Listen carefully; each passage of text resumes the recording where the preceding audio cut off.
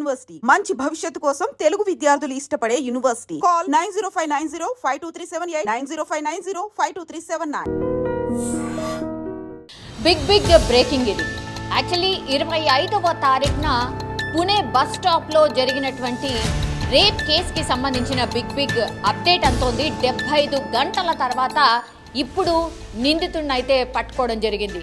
13 బృందాలుగా ఏర్పడినటువంటి పోలీస్ బృందాలు చాలా సీరియస్గా నిందితుడి కోసం వెతకడం జరిగింది. అండ్ 25వ తారీఖు అంటే మనం ఉన్నది 28వ తారీఖు 75 గంటల పాటు నిరంతరాయంగా 13 బృందాలుగా ఏర్పడినటువంటి చాలామంది పోలీసులు ఈ నిందితుడి కోసం గాలించడం అయితే జరిగింది. అండ్ ఈ నిందితుడు ఎక్కడైనా కనిపించినా సరే, ఎవరైనా ఇన్ఫర్మేషన్ ఇచ్చినా సరే ₹1,00,000 రివార్డుగా కూడా ప్రకటించడం జరిగింది. సో పూణే సర్కార్ అండ్ మహారాష్ట్రకు సంబంధించిన సర్కార్ సీఎం ఫడ్నవీస్ కూడా చాలా అంటే ఈ కేసుని చాలా సీరియస్గా తీసుకున్నట్టు స్పష్టంగా అర్థమవుతుంది. అలాంటి ఆదేశాలు కూడా పోలీస్ డిపార్ట్మెంట్కి కూడా జారీ చేయడం జరిగింది. యాక్చువల్లీ చాలా అమాయకంగా ఓ యువతిని ట్రాప్ చేసి ఆ తర్వాత బస్ స్టాండ్ లోపల చాలా కొనాకి ఉన్నటువంటి బస్సు లోపలికి తీసుకువెళ్ళి ఈ అమ్మాయిని రేప్ చేయడం.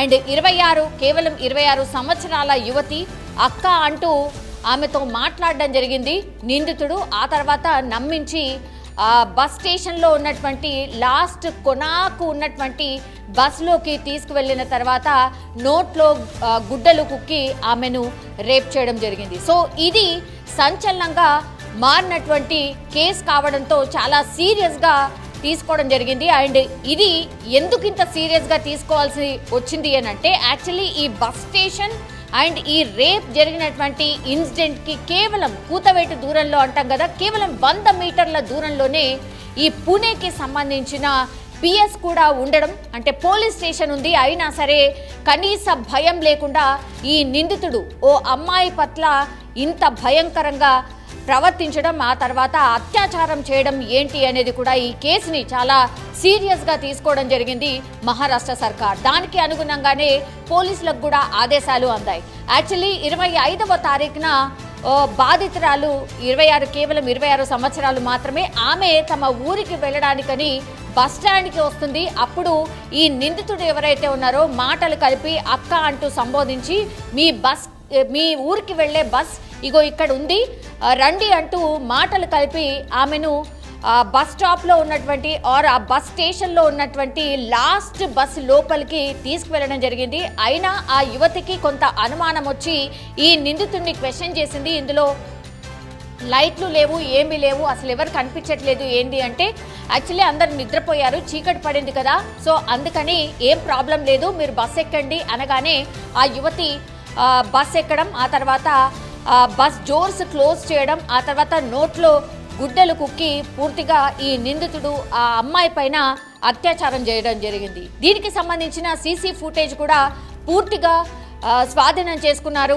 పోలీసులు. అండ్ ఆ బస్ స్టాండ్ లోపల అండ్ ఇప్పుడు ఈ బస్లో ఇన్సిడెంట్ జరిగినటువంటి ఆ బస్ని కూడా పూర్తిగా క్షుణ్ణంగా పరిశీలించడం జరిగింది. అండ్ ఇక్కడ షాకింగ్ ఇన్సిడెంట్ ఏంటంటే, యాక్చువల్లీ ఈ అమ్మాయి నమ్మి బస్ ఎక్కడం, ఆ తర్వాత అత్యాచారానికి గురైన తర్వాత ఈ నిందితుడు పారిపోవడం జరిగింది. అది క్లియర్గా సీసీ కెమెరాలో రికార్డ్ అయినటువంటి పరిస్థితి. దగ్గరలో ఉన్నటువంటి చెరుకు తోటలో దాక్కున్నటువంటి సిచ్యువేషన్. 2 రోజుల పాటు ఆ చెరుకు తోటలోనే నిందితుడు దాక్కోవడం జరిగింది. సో డ్రోన్స్ కావచ్చు, సీసీ కెమెరా కావచ్చు, ఆ తర్వాత పోలీసుల గాలింపు, ఈ 13 బృందాలుగా ఏర్పడి గాలించడం కావచ్చు, అండ్ రివార్డు ప్రకటించడం కావచ్చు, ఇవన్నీ కూడా నిందితుడిని పారిపోనీయకుండా తప్పించుకోకుండా చేసే ప్రయత్నంలో సక్సెస్ అయినట్టే కనిపిస్తోంది. ఎందుకంటే 75 గంటల్లోనే ఇట్లాంటి నిందితుడిని పట్టుకోవడం అయితే జరిగింది. ఇది ఛాలెంజింగ్ కేసు కూడా అనుకోవచ్చు. ఎందుకంటే దగ్గరలో పోలీస్ స్టేషన్ ఉన్నా కూడా ఏమాత్రం కూడా భయపడకుండా ఈ నిందితుడు ఈ అఘాయిత్యానికి పాల్పడ్డాడంటే మరి అసలు ఏం జరిగి ఉంటుంది, నిజంగా ఇతనికి ఏమైనా నేర చరిత్ర ఉందా అంటే ఎస్, ఈ నిందితుడు ఎవరైతే ఉన్నారో ఈ నిందితుడికి నేర చరిత్ర కూడా ఉంది. ఎందుకంటే గతంలో కూడా ఈయన మీద 2019లో చైన్ స్నాచింగ్ కావచ్చు, ఈయన మీద ఇంకొన్ని కేసులు కూడా ఉన్నాయి. 2019లో ఇతనికి బెయిల్ కూడా వచ్చింది. చోరీ అండ్ చైన్ స్నాచింగ్ వంటి కేసులు కూడా ఉన్నాయి. 2019లో ఈ కేసులకు సంబంధించి ఈ నిందితుడికి బెయిల్ కూడా రావడం జరిగింది. సో చాలా దగ్గరలో పోలీస్ స్టేషన్లో ఉన్నా కూడా ఈ నిందితుడు ఎక్కడ కూడా భయపడకుండా ఈ అఘాయిత్యానికి పాల్పడడంతో పూర్తిగా ఇతని మీద ఇన్ఫర్మేషన్ సేకరించే ప్రయత్నం చేసినప్పుడు ఈ కేసుని అంత ఈజీగా తీసుకోవడానికి లేదు, ఇతనికి నేర చరిత్ర కూడా ఉంది అని గమనించారు. కాబట్టి స్నీపర్ డాగ్స్ కావచ్చు, డ్రోన్ల సహాయంతో పూర్తిగా నిన్నంతా గాలించడం జరిగింది. దగ్గరలో ఉన్నటువంటి చెరుకు తోటలు అంటే స్వర్గేట్ డిపోకి చెందినటువంటి 20 అండ్ ఈ డిపో ఎక్కడ అంటే ఈ మహారాష్ట్ర సీఎం దేవేంద్ర ఫడ్నవీస్ ఆదేశాల మేరకు ఈ డిపో ఎక్కడ అంటే స్వర్గేట్ డిపోకి చెందినటువంటి స్టేషన్లోనే ఈ అఘాయిత్యం జరిగింది. కాబట్టి 23 మంది భద్రతా సిబ్బంది ఈ డిపోలో ఉన్నటువంటి వాళ్ళ అందరినీ కూడా వెంటనే సస్పెండ్ చేయడం జరిగింది. వాళ్లకు బదులుగా ఇంకొకరిని కూడా నియమించడం జరిగింది. చాలా ఫాస్ట్గా రియాక్ట్ అయింది మహారాష్ట్ర సర్కార్ అండ్ ప్రత్యేక ఆదేశాలు జారీ చేసి వీళ్ళందరినీ తొలగించి డ్యూటీ నుంచి తొలగించి కొత్త సిబ్బందిని కూడా నియమించడం జరిగింది. సో ఈ కేసుని ఎంత సీరియస్గా తీసుకుంది మహారాష్ట్ర సర్కార్ అనేది మనకైతే స్పష్టంగా అర్థమవుతోంది. అండ్ ఇంకోటి ఏంటంటే ఎవరి మీద అయితే అఘాయిత్యానికి పాల్పడ్డాడో ఈ నిందితుడు ఆ బస్సులో మాత్రం పూర్తిగా లేడీస్కి సంబంధించిన లోదుస్తులు ఉన్నాయి, ఆ తర్వాత కండోమ్స్ కూడా దొరికాయి అన్నటువంటి వార్త ఇప్పుడు ప్రచారం జరుగుతోంది. సో అసలు ఈ నిందితుడు దీన్ని రొటీన్గా తీసుకున్నాడా, మరి గతంలో కూడా ఇంతకు ముందు కూడా ఎవరినైనా ఇట్లాగే బస్సులోకి తీసుకెళ్లి ఇదే బస్సులోకి తీసుకెళ్లి మరి అఘాయిత్యానికి పాల్పడ్డాడా అనే కోణంలో కూడా పోలీసులు అయితే విచారణ చేస్తున్నారు. ఇది బిగ్గెస్ట్ షాకింగ్. ఎందుకంటే అదే బస్సులో ఇంకా కండోమ్స్ కావచ్చు లేదంటే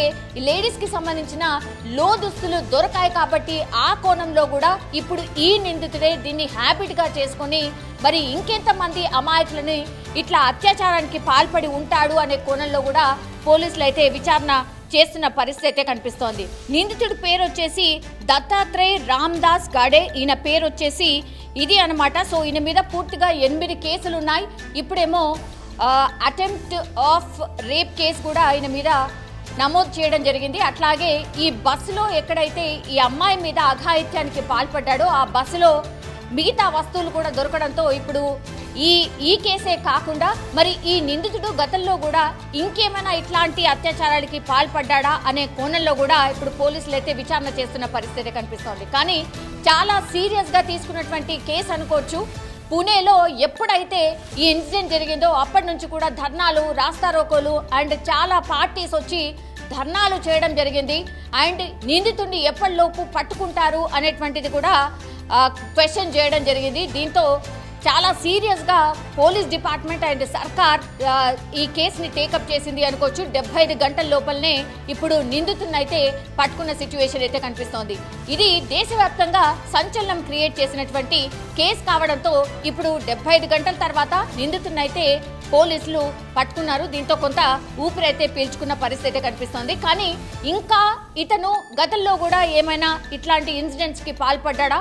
ఇంకా 6 కేసులు ఆల్రెడీ ఉన్నాయి కాబట్టి ఇంకో కేసు ఇది 7వ కేసు అవుతుంది. కాకుండా ఇప్పుడు బస్సులో దొరికినటువంటి ఆధారాలు ఏవైతే ఉన్నాయో ఆ దిశగా కూడా పోలీసులు ఇన్వెస్టిగేషన్ అయితే చాలా సీరియస్గా టేకప్ చేసినట్టయితే కనిపిస్తోంది.